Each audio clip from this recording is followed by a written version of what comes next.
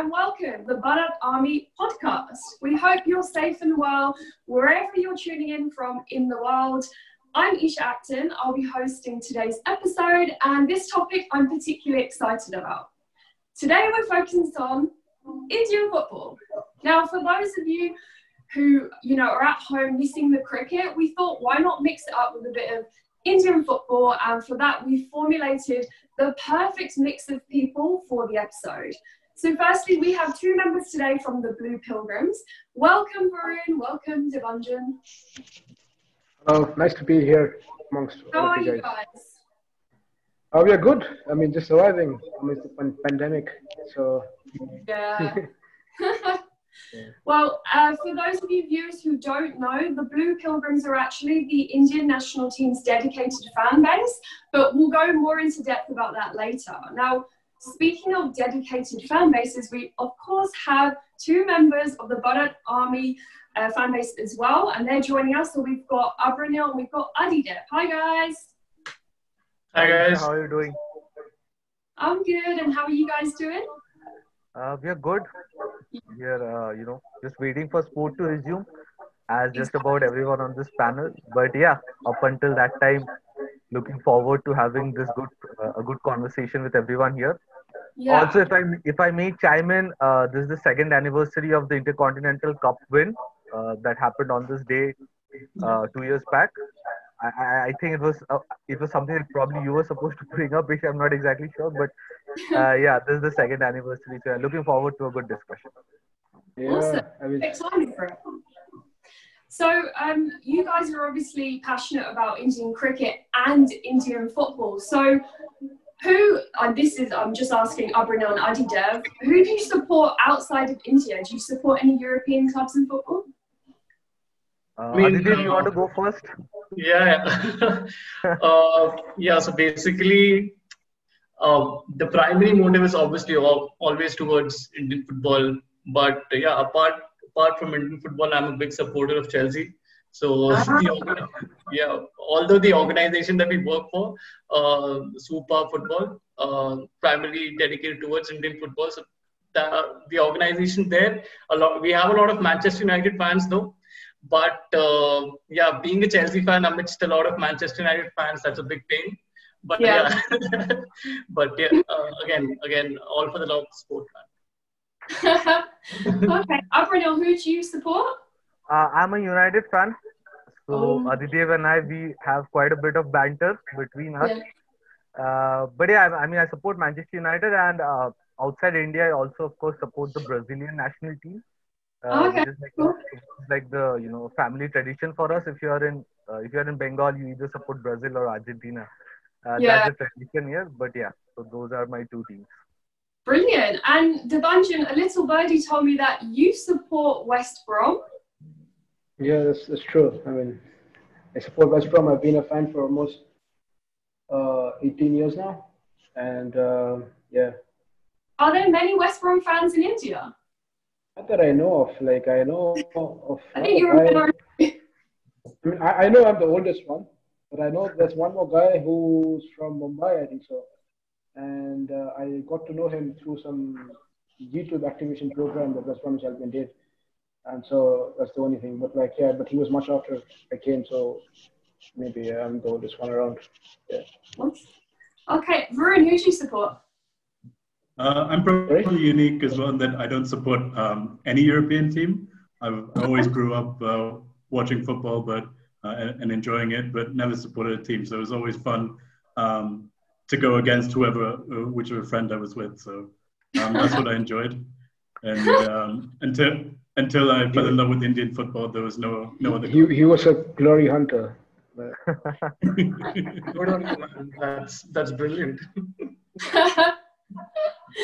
Right, so let's jump straight into the topic. So the first one, I think this is just for the sake of people that don't necessarily follow Indian football really closely. So let's just update our viewers who are tuning in. What is the current state of Indian football right now? So Varun, I'll come straight to you now and I'll just ask you, where do we currently rank?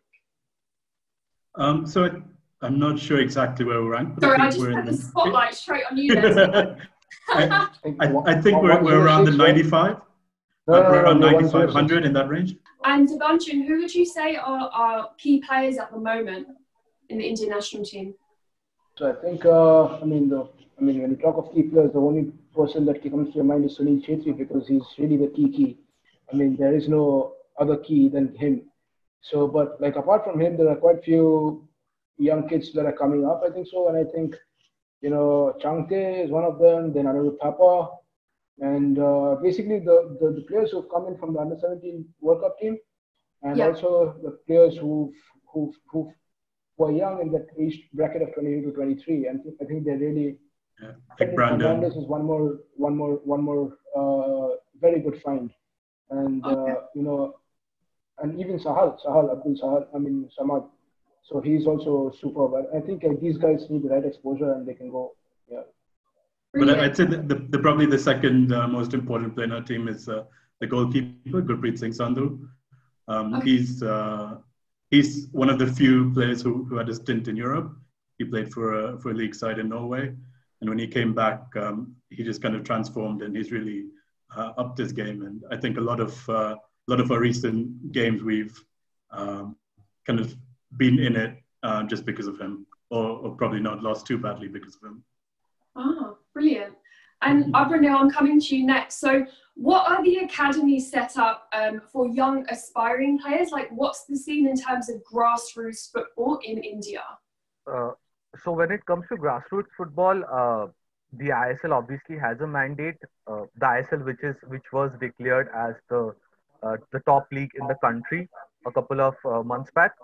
So the ISL has a mandate that every franchisee or every club in it has to have a unique, youth setup. But I think in terms of clubs which have the best youth setup, I would probably rank in no specific order. FC Goa, they're doing some terrific work with their youth setup. Chennai FC, brilliant youth setup, and obviously Bangalore FC. But apart from that, I also feel that the traditional clubs, which is obviously East Bengal and Mohun Bagan. I mean, there may be a lot of there's a lot of rate tapeism. There's a lot of controversy going around, but you can't deny the impact that their academies have had on Indian football over the years. And also there's the Tata Football Academy in Jamshedpur, which is one of the greatest academies in the country. So yeah, I mean, in terms of I think academies, these are my top picks. I would love to know what the rest of the panel thinks. I went to the Tata Center in Jamshedpur because I had to interview Susuraj Michael, and they were like, "Wow, he's just a prime example of like the potential that Indian football has in terms of someone that has just been like football since a very young age and has worked hard during academies." And that was like a really cool complex. When I was on site, the grass was amazing, the building, the setup inside the dressing rooms. I was like, wow, I never expected this in the middle of Jamshedpur. Like Jamshedpur is such like a vibrant city, but I never expected such a huge focus on football there. So it's interesting to mention. TFA has always been like that. It's been the epitome of football academies in India, and it's not just now. It's been like that even since we were young. I mean, back when we were young, that was a go-to academy for any. I think Shubhata Paul was from there, right? Shubhata Paul is he's from the TFA. Yeah. So you had some really good people coming through, and just because of the way the Tata has invested in the sport, and I'm surprised they never put out a team until now, because probably they thought that they could not add much value as a professional team. But right now that they decided to partner with a professional team like Jamshedpur, you really know that Jamshedpur is in like really good hands, because like TFA is top notch. It's really a different level from the rest of India. I mean, and now you can see other academies trying to match TFA, trying to be the next TFA. And that is a good sign for Indian football, I think so. For context. That's exactly what probably emanates into the city as well. Because again, when you talk about the passion that Jamshedpur has, when you probably go to the stadiums and watch a Jamshedpur FC match, if you look at the population of Jamshedpur as a city, and then if you just imagine that, okay, fine, can a city of that minor a population, can that have a great attraction towards the sport? And personally speaking, from a neutral perspective, if I was not involved in Indian football in any manner, I would have said that, okay, that's a joke. I can't see Jamshedpur FC fans actually thronging stadium and cheering for the team out loud. But when you actually see Jamshedpur FC matches, because of Tata's investment in the sport and because of the fact that TFA is such a renowned academy in the country, a lot of Indian football players have graduated from that particular academy. Because of that, even the city is actually benefiting a lot. Even the cities actually, cities like Jamshedpur and other smaller cities are also taking inspiration from Jamshedpur, saying that, okay, fine, football is a game that probably India can definitely follow, and probably India can definitely promote from a world footballing landscape as well. So that's great to know. Yeah. Okay. And moving on to the women's game, which obviously is at a state of proper development right now in India. So guys, what if for a non-football follower, what would you say is the current state of play for the women's game? Varun, I'll come to you first. I think yeah, please go on, guys. The women's game is definitely gaining some momentum. The Indian Women's League is a regular feature now in the calendar, and I think it just finished a month or two ago. There's Bala Devi, obviously, is big news that she signed with Rangers. Yeah. That's a huge step, not just for women's football in India, but overall football in India. There's the Under-17 Women's World Cup, which was meant to be in October, is pushed to next year. In India, again, that's going to be another big step towards bringing the women's game forward.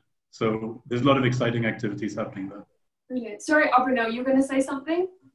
Yeah, so I mean, like you mentioned, I'd just like to give a special shout out to the work that two clubs in specific are doing with women's football in India right now. One is the Gokulam Kerala FC women's team, who won the IWL last year. They won the IWL this year, and the Setu FC team based out of Chennai, who won the IWL this year. They are both doing fantastic work when it comes to women's football, and obviously, like Varun has already mentioned, the impact of Baladevi is for everyone to see. But these two clubs are doing a lot of really, really good groundwork, and they're just building a base for the future. And probably this whole Baladevi development has actually brought a lot more eyeballs into other individual women's footballers as well that we have, like Tanvi Hans, Dalima Chibbar, because again, Dalima Chibbar is one of my favorite footballers in the current women's footballing landscape in India, because again, when you have such big money moves in the current women's football setup, if you travel to any country, it's pretty sure that at that point of time, if you have such big money moves, women's football is definitely going to go a long way. And I feel we do still have a lot of work in terms of building certain infrastructure levels, because again, some of the Indian Women's League matches, the pitches that they were played on were pretty shambolic, to be really frank about it. But we still have a lot of work to actually attain the status of what other women's footballing leagues are doing around the world. But yes, baby steps, but those baby steps are pretty impressive so far for India. Brilliant. Okay, and India undoubtedly is a country with such a rich history in football. Perhaps people don't necessarily know that in Europe, for example. Like when I report back to my friends about Indian football, it's not really on the map necessarily. They're not really aware of the history involved with football in India. So what do you guys think has caused the rise in popularity for Indian football over recent years? Like, for example, I first hosted the Indian Super League 4 years ago. And just from then until now, the TV viewership has skyrocketed. And by the way, I'm not claiming that's because of me. I'm asking you guys, what do you think has been the cause of this? Varun? So, of course, the ISL has helped a lot. They brought in a big marketing budget, the tie-up with Star Sports, and Hotstar has pushed football to every corner of the country, pretty much. A lot of good players coming in, and a lot of fan activities. So it's brought a lot of a lot of fans out, especially young Indians who were supporting European clubs, the Manchester Uniteds and the Chelseas, finally had a club in their hometown that they could support, go in and watch week in, week out. So that really brought a sense of allegiance, and I think that's doing great things. Brilliant. And Devanjan, what kind of support does the Indian team get home and away? So the national team, I mean, to look at it, I mean, before 2017, the 2017 World Cup, apart from a couple of matches in Bangalore, you would see empty stadiums, unless and until India was playing in Calcutta. I remember at the time when India was also playing in Calcutta, you have empty stadiums. But there was one match when I went as a kid in India versus Japan, we lost 4-0. We lost 6-0, I think, so I don't remember the score. And yeah, but I remember that is the reason why I started loving football. And that is the reason why I started, loving the national team, because to me, my national team comes first before any club in Indian football. So yeah, so this is that from that point of time, and then we saw the years when Indian football was like on a decline, and there was nobody in the stadium, and nobody even got to know that India was playing. We would just get to know on the papers. And back then we would not have the internet much, and there was nothing on TV, and we would not get to see and look it up on the internet. So we would get to know the scores, maybe a day or two later, and and nobody knew about the game or something. And whatever, India losing 9-1 to Kuwait, India losing 4-0 to Australia, this and that. And as a football fan, like football at the end of the day is supposed to give you joy, right? So when you look at those stuff, you feel very delusional, and you don't think that your country is capable of giving you any sort of pride. But when you grow older, you begin to realize that football is not just about the game; it's also about the community, and the sense of identity that comes with it, and the sense of the fact that you must support. If you don't support, then who will, right? So you have to take the initiative and make an effort to be there. And every day you have to change one person at a time and tell them to be there so that they can tell other people to be there too. Right? So that was the objective that we as a group decided to put in force in 2017. Before that, there was no support for the national team. And when the 2017 World Cup happened, it was like the perfect platform for us, because the World Cup brings the glamour and the display that was missing in Indian football. And I think that was a very good move for us to host the World Cup in 2017. And that really sparked off a lot of interest, which we think wouldn't have happened if the World Cup was not there. And now if you see whether India is playing in India or India is playing abroad, there's always somebody with that banner, going there to support the national team.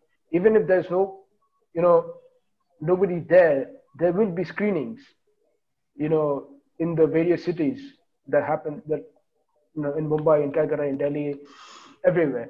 So the whole perspective was that to create that identity for the national team. And all of us love India. I mean, we're Indians, we love India. But at the end of the day, people love their country on own little ways, and it necessarily doesn't have to be through football, right? But the whole concept of loving your country has to be spread out over as many things as you can, because your country is not one thing which grows. Your country is when everything grows together, right? So that was the whole perspective of creating identity with the national team, and that's how, and right now, if you notice, like, even when India is playing like a friendly in Ahmedabad, Intercontinental Cup, there is always 10, 20, 15, 20 people who are traveling just so that they can engage the local population, right? So they have to be there, because if we are not there, the crowd will come and maybe come for one match and leave. So this time when India were playing in the Intercontinental Cup, we were losing 5-2, we were losing 3-0 at one match or something like that. And 90 minutes people were chanting, and that was the biggest, epiphany, I would say, for us, because we never imagined a day when India is losing. Because when I grew up, India was losing 4-0, 9-1, whatever it is, and like, shit, no, India's losing. Like, we don't care anymore. But now whether India is losing or not losing, people care. And that Yeah. is the change that we wanted to bring about. And I feel that today it's happening. Tomorrow is going to get even better. Yeah. Brilliant. And Abranil, do you think Indian football is a sport that's followed mainly in these sort of tier one metros, or do you think it is truly a national sort of movement? So I think I would like to give this answer with a bit of context in the sense that Indian football has always been deeply followed. I mean, not just Indian football, but football in general, deeply followed in like several specific pockets of region across India. So there's obviously Calcutta, there's some in Punjab, there's Goa, there's obviously Kerala. But I mean, obviously with the advent of the ISL and with the work that the Blue Pilgrims are doing, uh, it's an effect that's transcending into tier 2, tier 3 cities even, because like you mentioned, for say some a city like Jamshedpur that doesn't really have a lot of football culture apart from the fact that now they have a team in the ISL and obviously the TFA. The fans are incredible. I have a few friends from the Red Miners who are like the official supporters club of Jamshedpur FC. And like Aditya also mentioned, they are doing incredible work. Also, I just like to add on to one thing. It's like this advent, as much as the ISL has aided this, the Indian team and specifically the youth teams have also stepped up quite a bit in the recent years. So like Debanjan was mentioning in the under 17 World Cup, the effect of Jackson scoring that goal from the Sanjeev Stalin corner, that sort of shook the entire country awake, and like people started following, okay, yeah, right now we scored a goal in a World Cup, because I went to the under 17 World Cup final in Calcutta. And I mean, even though India was not playing, it was England versus Spain. But to have 60,000 people come in and like everyone knows that, okay, Jackson has scored this goal. Sanjeev Stalin gave the corner. Uh, that was a major, change that I got to see. Similarly, in 2018, when our under 16 team defeated Argentina 2-1, I think, that was another major, result that sort of woke people up. And similarly, in 2019, the Indian national team, we beat Thailand twice, I think, once in the Asian Cup and once, I think, it was in the Kings Cup. So these results have also shown that the team has a lot of talent, and much like how the Indian cricket following had a massive uprising, obviously after the '83 World Cup win. I mean, obviously we're now close when it comes to Indian football, but these results, including the draw away to Qatar last year, who are the reigning champions of the Asian Cup. So that was pretty incredible, and that has obviously sparked a lot of interest in not just those pockets of region, but also all over the country. There are many talented players who are coming up. Like you mentioned, Susairaj, for example, he comes from a very remote part of Tamil Nadu. But I was doing some research today, and I discovered that he is the leading Indian dribbler in the ISL last season. So that shows the amount of talent that even these remote parts have, and obviously that is something that we need to harness going ahead. Yeah, good point. And Adi Dev, oh sorry, yeah, go ahead. Just to add to that, I think that's really brought a lot of attention, what Abranil said to Indian football. But also when these people get interested and they go to a game to watch their local team, the atmosphere and the experience, I think clubs are really taking into account that the fan experience and game day atmosphere is really important to keep fans coming back. And that's something which it's like they buy their ticket and come in. Which is fine. You get the ticket money and they come see the game. They fill a seat. But will they come back next week? Will they follow? If they're not able to come to a game, will they Google the score? Or will they watch a live stream? I think that's where the commitment from a fan really comes in on how they experience that game, which is what a lot of fan clubs are doing really well across ISL and I-League teams. And with the national team. I mean, I think with Varun saying that, I mean, I must mention this, that, despite the fact that we are rivals, I mean, but the fact remains that, the atmosphere that is generated at Bangalore FC, has transformed Bangalore FC from a club to a community club. Like if you notice, like there is simple economics now. There is price, the ticket in at West Block is now basically something which is rare, and people are willing to pay insane amounts of money to get a ticket. Mm. And that is what you see at Manchester United, and that is what you see at Liverpool and all these clubs. I mean, on a much smaller scale in India, but like that economics of ticketing, that economics of consumer behavior has already, transcended into Indian sport. It was there in East Bengal Mohun Bagan because East Bengal Mohun Bagan were clubs which had football, historically. But Bangalore never. I mean, football was in the society historically, but Bangalore was never there. But the fact that Bangalore and West Blues have managed to, do that within like 5 or 6 years is insane, and it's very commendable. I mean, as much as I hate them, but I have to respect that. I mean, there is no taking away from that, and not just West Blues. You look at Eastland Blues, you look at Super Merchants, you look at Kerala Blasters Manjapara. And all these factors, Jamshedpur, Goa, everybody, East Bengal, the fan club, Highlander Brigade, BBRP, Marina Space Camp, everybody, Highlander Brigade, everybody is trying, to solve this problem of no supporters in the stadium by themselves. And it's just like, it feels like it's a community initiative. It feels like, the community has taken charge of trying to fix the problems of Indian football. And that is, there's something which we won't see in 2 days' time, but like, in 20 years' time, I can imagine this, being something really, really big. And that's the journey, isn't it? Yeah, what I said was a personal experience. I never, my first game, Bangalore FC game, was in the 3rd season of Bangalore FC. So my biggest regret is I wasn't there from day one. But even that game, when I walked into West Block, a friend dragged me, and I wasn't really too excited.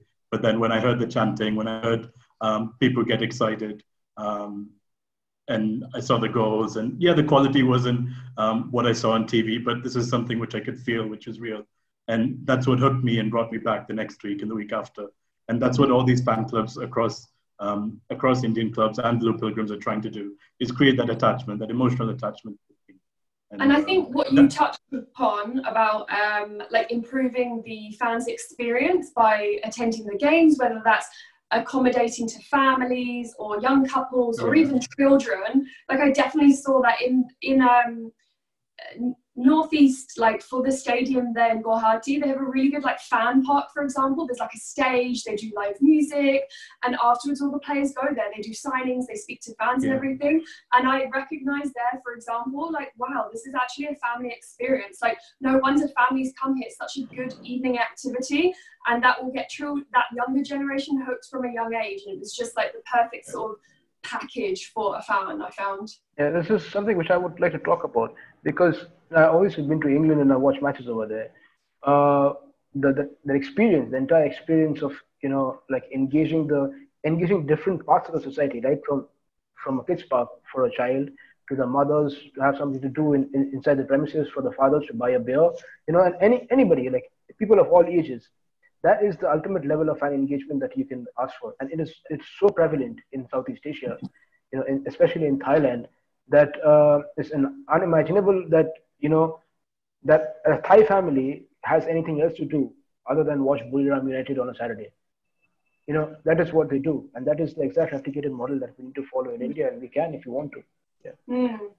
Adi Dev, I'm going to come to you now, and this is a big question. Actually, I'd say it's $1 billion question. In your opinion, do you think Indian football can ever come close to the support we see for cricket in India? I saved the best for last for you. Yeah, I mean, hopefully speaking, that's something I would definitely like to happen, because again, just extending from whatever my good friends here have said.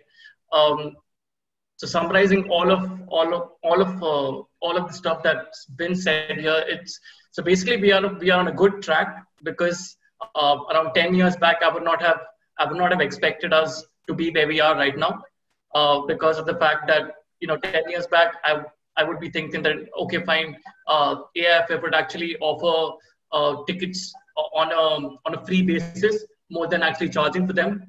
So that's something that I would have accepted at that point of time, because I would have accepted the fact that probably Indian football still has tons of work still to do to actually achieve the whole fan base question that he just posed to me right now, to achieve that whole status that we want to achieve so far.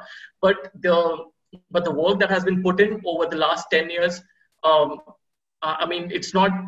I would not just attribute it to fans per se, but I will also attribute it to, in some manner, to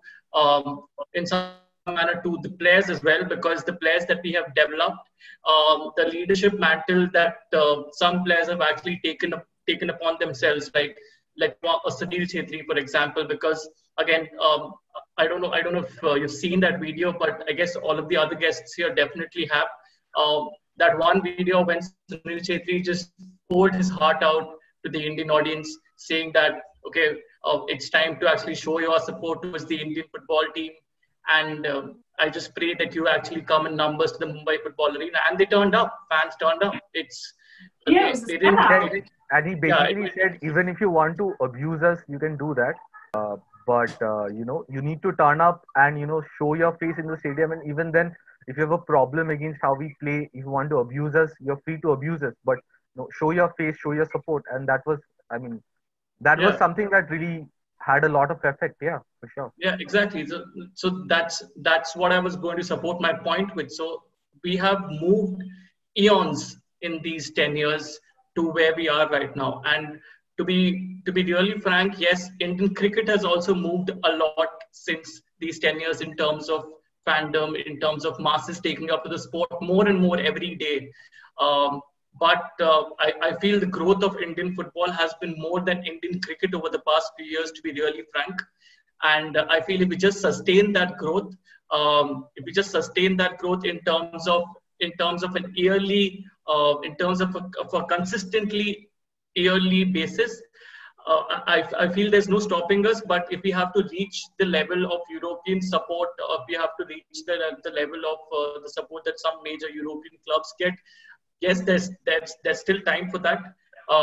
But I don't feel right now that's the time to think about that, because right now the time to think about is a lot of other aspects, like improving our infrastructure a bit more, improving the grassroots program a bit more. Because yes, we have got our hands into the grassroots development programs in a lot of cities, maybe Manipur, maybe Mizoram.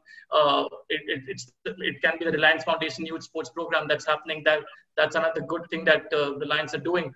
But then, apart from that, there are a lot of other cities as well who still have to actually benefit from a whole grassroots development initiative. And the second thing that we probably have to do is increase the pool of players from AIF's perspective, because we do have a lot of Indian talent, but I fear that at a future stage, we probably have a risk of running the fact that we may get stagnant with the players that we have. And we may get stagnant with the team selections that we have, and that's something that we probably could improve on. And these are some things that we probably need to focus on a little bit more, because I feel that if we do focus on these things a little bit more, fans will definitely, because these are things that fans are asking for. These are requests directly from fans as well, because a fan like me, a fan like Debay, and a fan like Varun, a fan like Abranil right there, are always asking for new faces to come into the Indian football team. And we're always asking that perennial question, who will be the next Sunil Chhetri? And we still don't know that, because of the fact that a lot of new players haven't been tried in that particular position, so to speak, or haven't donned that leadership mantle as well. Yes, we have a Sandesh Jhingan. Yes, we have a Gurpreet Singh Sandhu. But still, to be a leader like Sunil Chhetri is a different ball game altogether. Now, who will be the person who can handle that ball game perfectly? We still don't know that idea. So somewhere down the line, that is one thing that we have to actually concentrate on more than the fact that, okay, fine, how do we throng the stadiums like the European football clubs do? Because yes, that's one way to go. But first, if we look at the basic things and do it absolutely spot on, the rest will definitely follow. So yeah, those are my opinions on that. It's a really good point. So it's about, I mean, like I said, it is a journey, but a really important part of the journey is obviously recognizing and nurturing sort of the guys with potential, or girls, and sort of focusing on this person needs to be given a chance, we need to support them, we need to do what we can grassroots wise to make sure they're on their avenue to success and, you know, development of their game. Yeah, absolutely. And another good thing that has happened over the years is the rise of female fans for Indian football, because that's something that's pretty encouraging to see. When we see a lot of female fans come into the stadium and watching Indian football matches, maybe the ISL matches, maybe the national team matches, it feels really good because of the fact that, you know, India as a country, to be really frank, India as a country, when we talk about sports, when we talk about the fact that we are into sports and we are pursuing something in sports, the one thing that comes to everyone's mind, or one thing that comes up in conversation every time, is basically, okay, so you're doing something related to cricket, is it? And like, no, we're not doing anything in relation to cricket. It's something that we're doing for Indian football, for promoting Indian football. That particular message is actually reaching the other sex as well. That's brilliant to know, because because I think so Debayan will also agree with me on this. In all of his travels across the world, and in all of his visits across the Indian football stadiums, across all, like, the female fan following has been absolutely brilliant. The conversations that we have, that I personally have held with some female fans about Indian football, has been enlightening for me as well.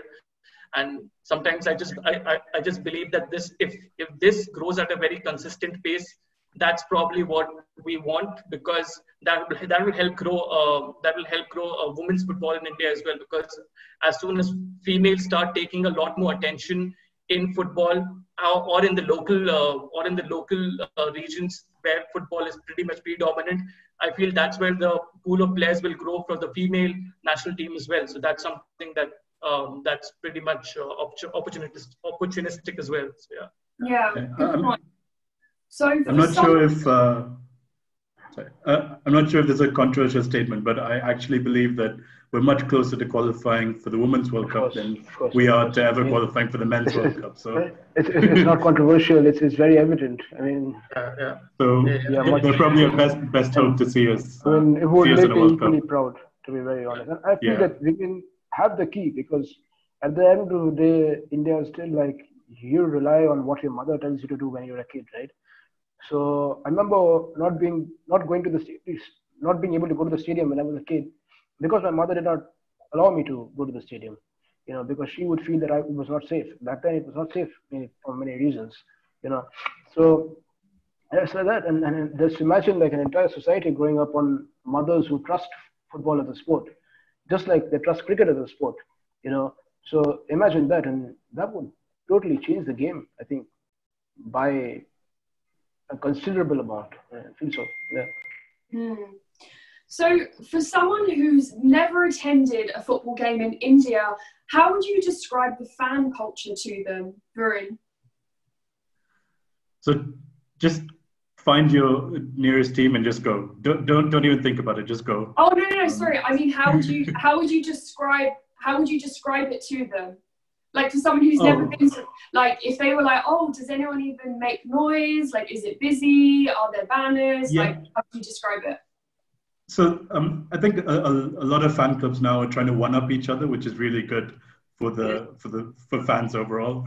There's huge banners, tifos, chants, drums, megaphones, doing various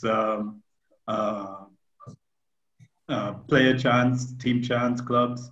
But yeah, I think the Bunjan could write a book about this. So I was just about to ask. Probably the authority on this. Debanjan, would you say in fan culture in India, they seek inspiration from European clubs? You've obviously been to things in Europe and in India. Yeah, I mean, there's a clear demarcation of the style the fans want to follow, and we could divide them broadly into two parts. One is the English style of support, and the other is the Italian or the South American style of support. So if you notice, like fan clubs like West Block Blues and B Stand Blues, West Coast Brigade Mumbai, and and they are very focused on because crux of the supporters are from who are ex-supporters of European clubs, right? Of English clubs, to be very precise. So they draw that influence from there, and their style of chanting is very similar to the 70s and 80s and 90s style of English, the terraces, the style in the terraces back then. But if you look at clubs like East Bengal, if you look at clubs like Mohun Bagan, where the supporters were never really European fans. I mean, they used to watch football, European football, as some sort of entertainment, but not as some sort of identity. So they draw their support from various other parts of the world, like from Italy, because English for them is not the mainstream language. You know, they never connected with that English mentality of beer and football and, you know, chanting without, like, they're more into like the, what do you say, the classical style of chanting with the drums and, you know, the creativity and everything like that. So they draw from Italian ultra scene, then North Africa, you know, Morocco, Algeria, South America, you know, even Indonesia, even Malaysia. So we, especially when it comes to Blue Pilgrims, I would say we draw influences from everywhere, because, you know, one job for us is to, whenever we go, is to try and pick up, you know, what we can learn from this culture. Like we went to Dubai, we picked up from Saudi Arabia. When we went to Thailand, we picked up from Thailand. And we go to Indonesia, we pick up from Indonesia. So it's like that, and we come and we know that, you know, okay, this sounds catchy. Okay, this sounds catchy. Okay, this sounds. So we put it together and we mix our styles. But yeah, I mean, if they come to Bangalore, they would probably have a more of an English atmosphere. If they come to Calcutta, they'll have more of a, I wouldn't say exactly Italian, but like similar to the Italian style.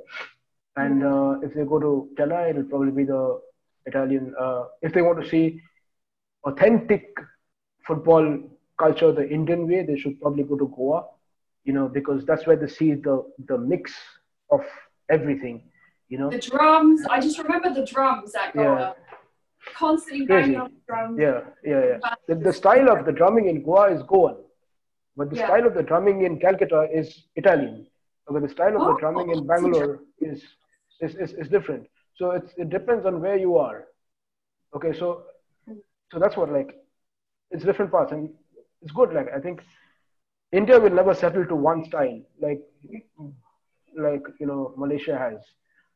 But India will draw influences because there's scope for a lot of styles to be practiced and explored before they can, you know, think of adopting something. And that's a stage that we are in at Blue Pilgrims. I think we are trying different styles, and we initially started off with a very English style, and then we realized that, okay, everybody doesn't speak English in India, so we can't make big chants which have a lot of lines in English because people can't pick them up. So we started doing small one chants in one line chants in English, or maybe, you know, like more of a Hindi chant, or maybe like a Bengali chant when they're in Calcutta.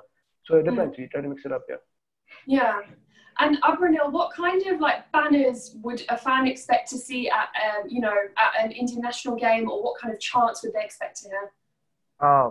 I think Debanjan explained that pretty well in terms of you know, the kind of chants or the kinds of banners that you can expect. But also another thing that I would like to mention, and I am pretty sure Debanjan must have been involved with it also, is the pyro work that has been done. I mean, you won't see that a lot in probably the Indian national team games.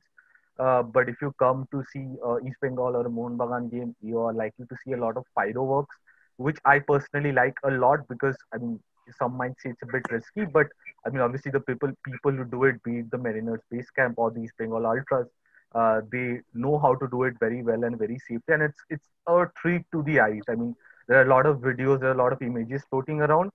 So that's there. Also, in terms of banners, I think, which something that Varun mentioned, is that a lot of fan clubs now are trying to one up each other, and that's really enjoyable if you understand the messages, you know, that they're trying to put across. So say, like, I've been to multiple Kolkata derbies, and it's always fun to see these Bengal fans putting something up, and then the Mohun Bagan fans coming back and trying to, you know, outsmart them per se. And I'm pretty sure that is something that maybe also happens, you know, all over India as well. And that's a culture that's rapidly developing, and it's really, really fun to see if you understand the context of what they're speaking. So the context is really important. So you have to understand that a bit. Yeah. And I think when people see it on TV or are not involved. You might just see a banner before kickoff, which is there for 2-3 minutes when the players come out. But the amount of effort that's gone into that banner is probably 10, 20 people working 5 days a week on that banner. And all that just for 2 or 3 minutes is a huge amount of effort. But what we understand how it makes the players feel, how they feel when they come out of the tunnel and they see the packed stadium with the banners. It makes all the difference. So that's something which people don't really understand when they see it, but there's so much effort that goes into it. The India-Bangladesh game in Calcutta last October, there was huge banners. The Blue Pilgrims banner the budget was at 80 by 60. Wow. Okay. I think it is 80 by 60. There's about 40, 50 people from Mohun Bagan and East Bengal fans who painted it for about 3-4 weeks. It was just such an effort to get that done, and just to see it out and during the game and the atmosphere there was truly worth it. Also the banner in Guwahati, I think, which was made in I think it was done along with the Highlander Brigade. I think that was a pretty big banner as well of Dr. Telimara. Now I think if I'm getting the name, he was the first captain of the independent India, and that was, I think, that is by far, in my opinion, the best banner I've seen at an Indian game in recent times. It was absolutely splendid to see the people. Obviously, Northeast is it's crazy about its football, but to remember someone who is not a name that you come across regularly, I think that was pretty fantastic as well. Yeah, it was like very beautifully drawn. Like it's probably the most perfect big size banner I've seen. Like it's very, I don't know, like it was drawn to perfection. I feel so. It was really good. Yeah. And Aditya, would you say that the fan culture is bigger at club level or more majorly national level? I feel recognition is more at a national level, because I feel even when football fans were not regularly watching Indian football per se, even if they would know that there's an Indian football team game on a set day nowadays, because from a club perspective, again, not many neutral football fans would know that, okay, on this particular day there's a Northeast United match, on this particular day there's a Jamshedpur FC match. They would not know that. But for a very neutral football fan, that person would definitely know that, okay, fine, the Indian football team is playing on this particular day. So I feel in that sense, I feel the national football fan landscape has improved massively, and that's probably where we stand. And I feel, just extending from the discussion that we are having about banners, just extending Varun's point, like specifically, the 3 to 5 minutes of unveiling that particular banner, which is after that probably 10 to 20 people actually working behind that banner, just that 3 to 5 minutes actually becomes an evergreen moment, so to speak, for all Indian football fans. Because I'm speaking from personal experience, when I was there at the Mumbai Football Arena, for that landmark moment when they actually unveiled the Blue Pilgrims, the Blue Pilgrims logo, so to speak. It was like a huge blue lion and tiger. Tiger. My bad. Yeah, there's small confusion with animals. But big confusion is blue tigers. It's the way it was unveiled, that the whole blue tigers was unveiled, and the way it was choreographed as well, with the drums being rolled in periodic intervals, and with everyone holding the tricolors everyone holding small cards of Indian tricolors. The way the whole thing was choreographed was absolutely superb. And that's exactly where I'm coming at. And some people who are actually holding those cards were not even purely Indian football fans. They just come to watch a game that India was playing. And They were just friends with some purely Indian football fans, and they were ready to actually hold those cards. So that's something that I wanted to actually bring out, was the fact that even when people are not totally inclined towards Indian football, they're still ready to actually accept the fact that, okay, India has a football team. And probably I can try to probably support them one day or the other. So that particular day was an example of that happening sometime in the future. Look, I want to add something over here. Like he said something which is very valid. You have to admit that supporting the national team is far more easier than supporting your club team, because for your club team you have to go in, week out, and if you are somebody who's trying to change culture in your club, you have to do it every week, and you have to be there. And it's not just a week; it's like throughout the week you have to be thinking about it. So it's a much tougher job. And in that respect, even though like we do stuff for the national team, we never compare ourselves with anybody, because we know at the end of the day that even the smallest fan club is doing more than what Blue Pilgrims is doing on a much more day-to-day basis. They're thinking more, they're doing more, and we have to respect that. And it's because of them, because Blue Pilgrims at the end of the day are these people who come together and support the national team, right? The same people who are, and most of the people are at the ground every week in, week out, doing stuff for their clubs. So that is why we maintain that level of respect, that like we can never compare ourselves with you, because you are doing it every day, week in, week out, and we are just 6 times a year, maybe a year. It's easier for us. Okay. So looking ahead, what do you guys think the future holds for Indian football? Like the FIFA Under-17 World Cup was momentous. Varun, do you see the senior team making it to a World Cup anytime soon? Realistically, I think it's going to take a while. First, what I would like us to see is qualifying for the Asian Cup consistently, getting into the second stages, the knockout stages. I think just this week I read somewhere that it's the first time that our under-16 team has qualified for the under-16 AFC Cup 3 cups in a row. So that's promising. We need to be there doing that every year, and we have to know that countries around us in Asia are improving at a much faster pace than us, probably. Thailand, Vietnam, Philippines. These are all countries that are investing in football and doing a lot. So we can't be complacent. We need to keep pushing at all levels to one day reach the goal of a World Cup. And Debanjan, what do you think? I think we should focus more on beating Bangladesh more consistently. As Varun said, don't remind me of that game, man. Don't remind me. Yeah, I mean, it's really, I mean, Bangladesh or Bahrain? Bahrain too. So yeah, I mean, it's like something really good. And like I remember in the Asian Cup in Thailand, like it's like I was not watching India play.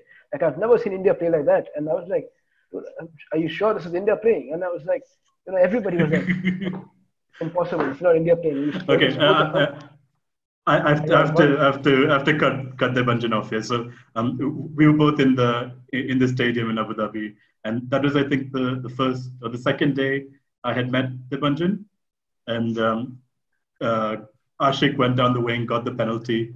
Chetri stepped up, and just before this, I didn't even think India would score across the 3 matches we played. That's the expectation I came in with, and I couldn't watch the penalty. I turned around and I saw Debanjan was in the row behind me, and suddenly I just see tears from his eyes, and the crowd goes wild, and then I realized, of course, Chetri had scored, and the crowd went wild. We were celebrating, and it's just I'll remember that for the rest of my life. Yeah, so it's embarrassing, but Things got a bit emotional, Debanjan? Yeah, I mean, I was crying when we got the penalty because I couldn't believe that we got the penalty. And then we scored, and I was laughing because we couldn't believe we scored. And then we scored the second one, and the third one, and the fourth one. The fourth one, I was like, dude, I'm probably in dreamland, and there's no point in crying anymore. No, but before that, when we conceded before halftime, so Debanjan was complaining at halftime. This is India, the typical Indian football. We'll get up, and then they'll let us down. This is blah blah blah. And then second, third, fourth. just crazy, crazy. Yeah, I think we need moments like these. I mean, it's very important for us to have moments like these to inspire, people to pick up the sport. And but seriously, we should focus less on qualifying for the World Cup now because that's something which is not going to happen. We have to accept it very soon, and we should focus more on qualifying for the AFC Asian Cup and trying to progress into the knockout phases and then trying to win that. And it's because you look at teams like Japan and Korea and Australia, they are sort of aging. The teams are aging, and they're also struggling to qualify. If you notice the Asian Cup this year, South Korea and Japan were like struggling to beat uh, teams like Vietnam, who've like really invested in the footballing capacity. Teams like Vietnam and teams like Philippines, they've really invested so much in the footballing capacity. Even Bahrain. So India has new competitors now, and see, Japan and Australia are still good enough to crash India. Bahrain, Vietnam, Philippines are good enough to beat India. Then you suddenly have more competitors than before, right? So either India has to pick up, do something which changes everything really, really fast, which is not going to happen. I mean, which is not practically possible because there's no point in pointing fingers. It's not practically possible because that mentality of sport is not there in this country yet. Like you have to notice that in Japan, Philippines, uh, Vietnam, the number one sport is football, but in India, the number one sport is not football. So we have other problems to deal with. So that has to come, and when that comes, it might be too late. But we can do that quickly by focusing on the small goals first, like the Asian Cup, the Women's World Cup. We should really focus on the Women's World Cup because I think that has the potential to change an entire generation of footballers and people in India. Yeah. And Abrinil, do you think? Oh, sorry, go on, Varun. No, Karen, that's right. Abrinil, do you think anytime soon we'll see any of our Indian players go ahead to the big European clubs? Like, obviously, there's Sarpreet Singh at Bayern Munich, but he's obviously from New Zealand with Indian origin. What do you think? I think there's been a lot of discussion about this particular topic.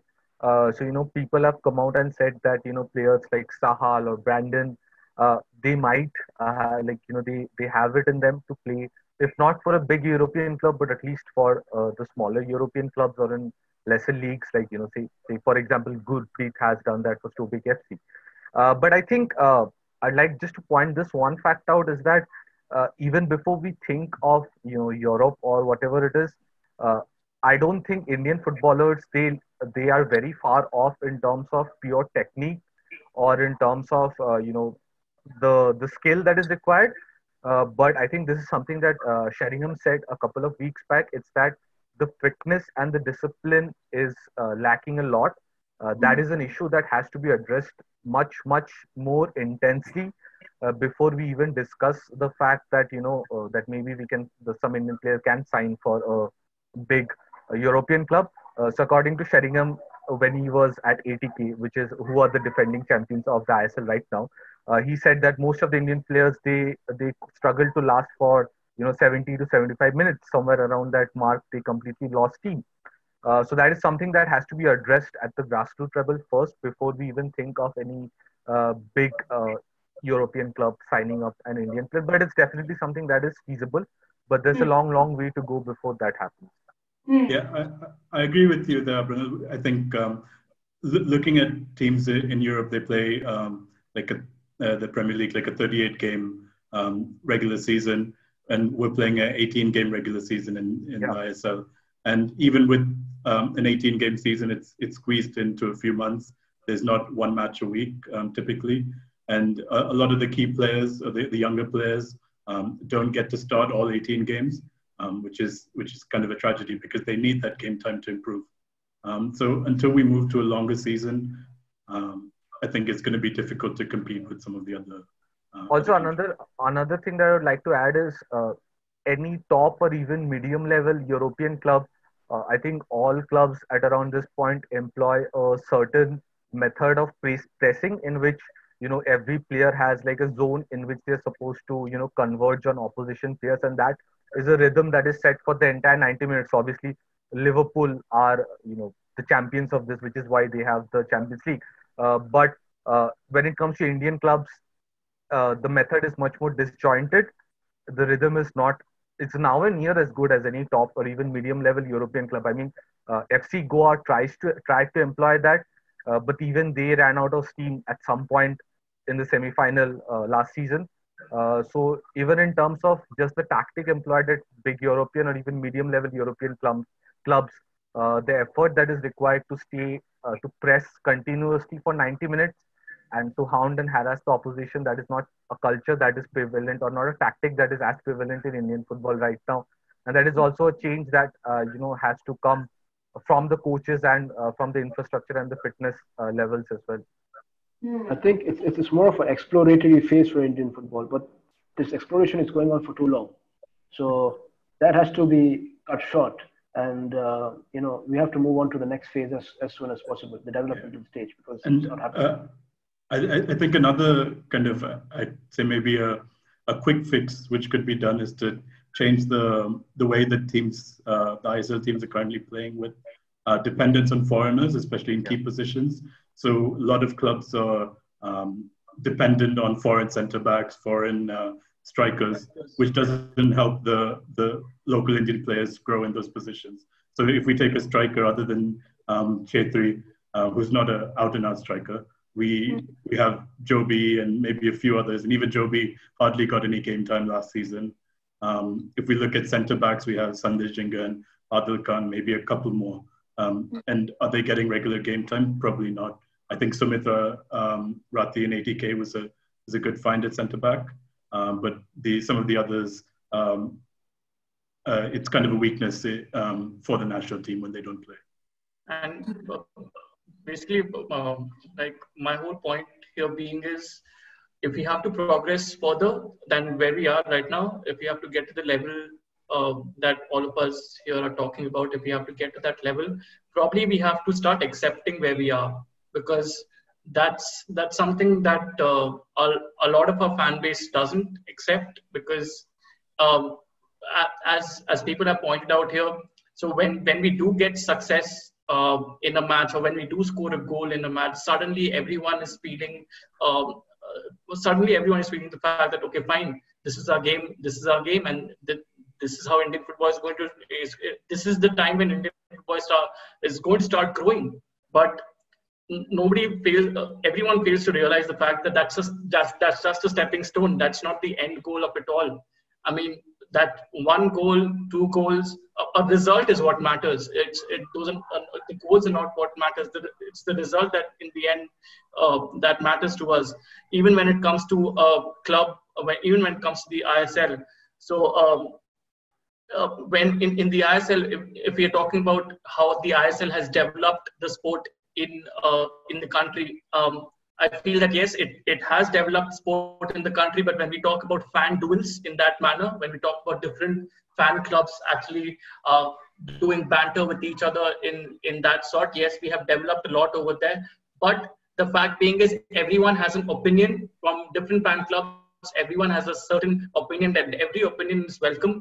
But when those opinions become really strong as to who should play in the Indian football team, as to who should not play in the Indian football team, and sometimes we do see players getting affected by that. We do see players getting influenced by that. And that probably hampers the performance on the pitch, and that probably hampers what the thought process is about. Because again, the current national team coach Igor Stimac has also commented once or twice in the media, saying that sometimes you want this player to be played, and when I do play this XYZ player and he doesn't perform, you again ask me questions that, okay, why did you pick that player? So these are certain discussions that are healthy, but then again, we should not be too strong as to influence decisions on the pitch, because that's again, something which is not I think that the coach should fix that himself. Like, the coach is the authority at the end of the day. So the coach should not be commenting about all this in the press at all. Like the coach is the professional, right? So True. you have England and Brazil where the media is far worse. It's Yeah, far worse. yeah. Indonesia is far worse. So you cannot like rely on what the people are saying. I saw this during the time of Stephen Constantine as well.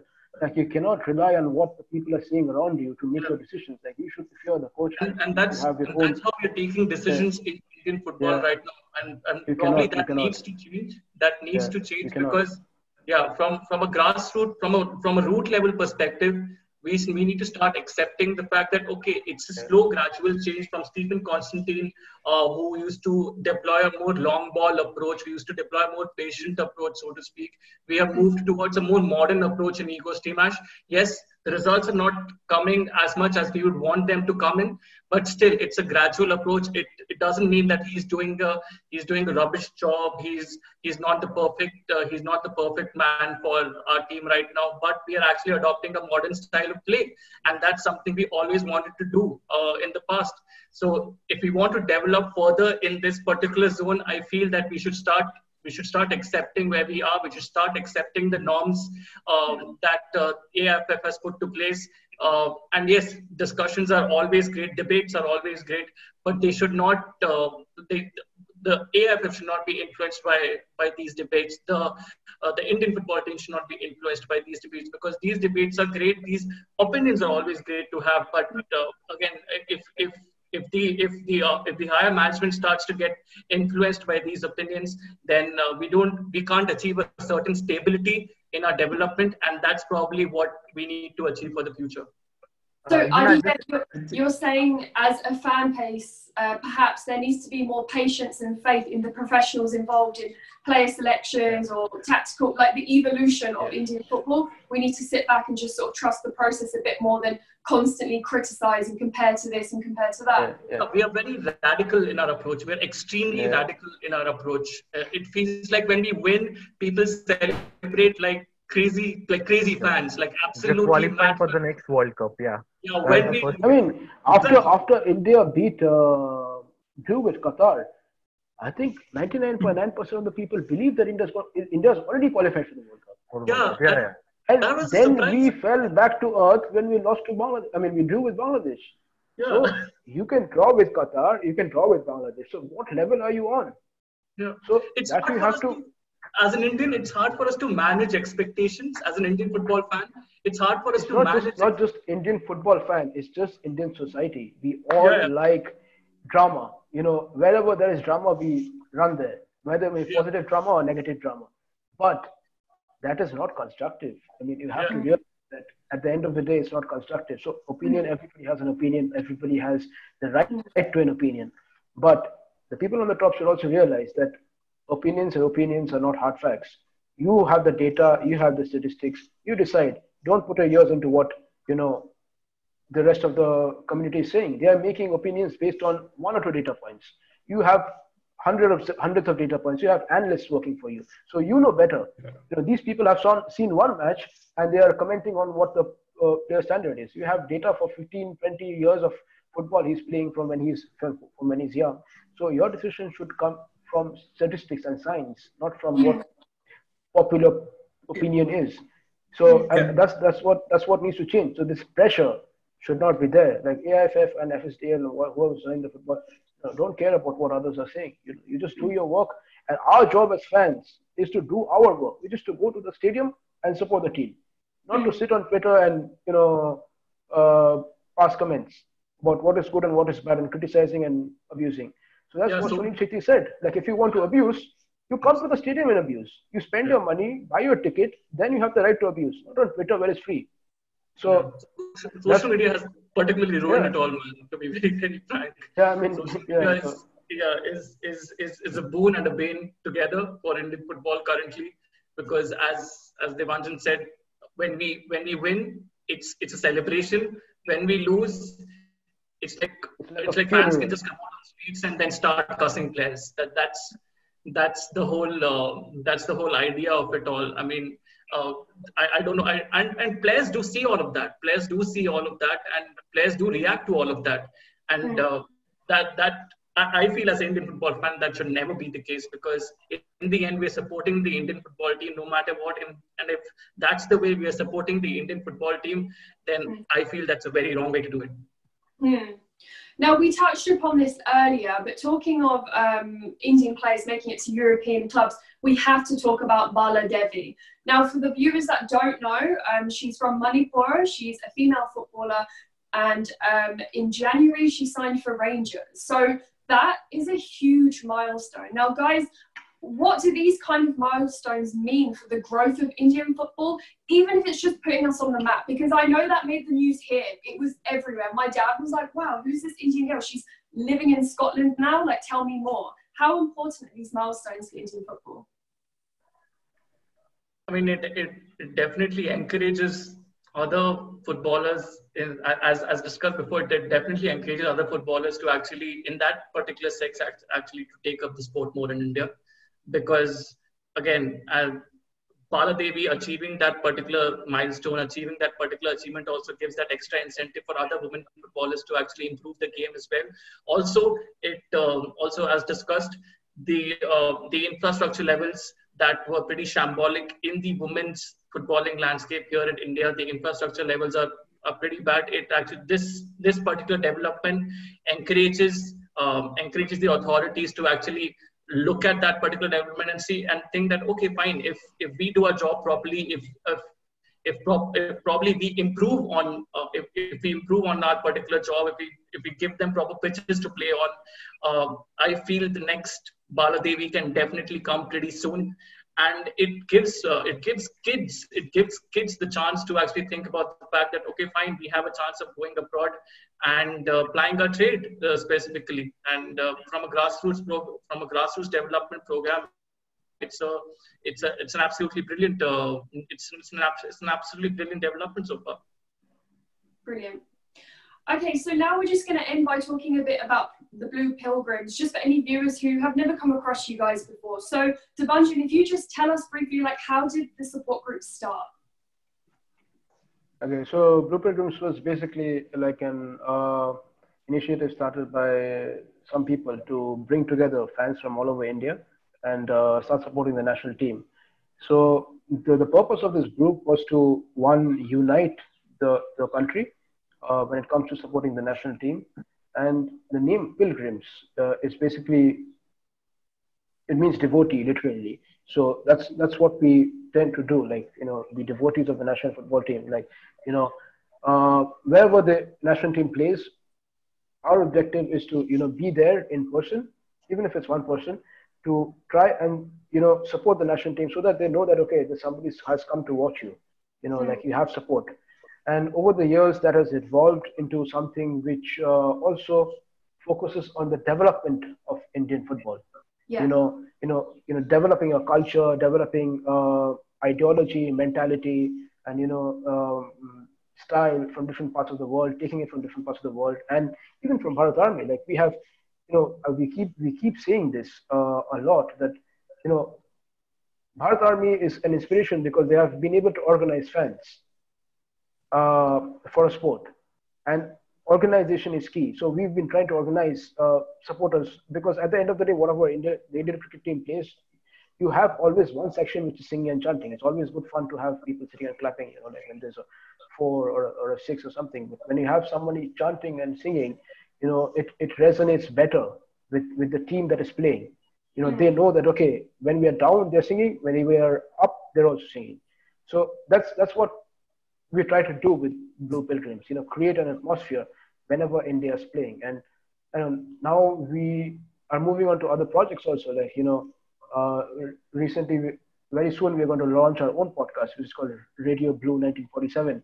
And we hope to have members of the Bharat Army and you, of course, to, you know, participate in that. And, you know, and the other projects which are coming up slowly. And we aim to make this, you know, we want to build a culture for the game and, you know, provide an ecosystem for everybody. Like, see, the biggest problem is that we have so much talent coming through, not just on the ground as footballers, but even as media professionals, as, you know, video editors and artists and cameramen, and, you know, stuff like that. And people who have their own little talent, but they don't see a scope in football. They don't see a future in football because, of course, they're not good enough to play, but they might be good enough in something else, which is which they can contribute in. So we want to build that sort of a platform, in Indian football, where anybody with any sort of talent has the platform to build and hone their talent and take ownership of projects and create skill for themselves and create content and create something to spread the word for football in society, and that's what it is. Yeah. And just express their passion for the team, I guess, and their country. Yeah. Varun, how can people get involved with the Blue Pilgrims? There's nothing like an official membership. Just follow us on social media if you want to get involved. Go for it. What are the social media? Yeah, at Blue Pilgrims on Twitter and Insta. We have a Facebook group as well. There's no official membership. Just join us if you want to really get involved. Send us a DM and we'll connect with you. Fantastic. Well, guys, brilliant input from everyone. So thank you so much for your views.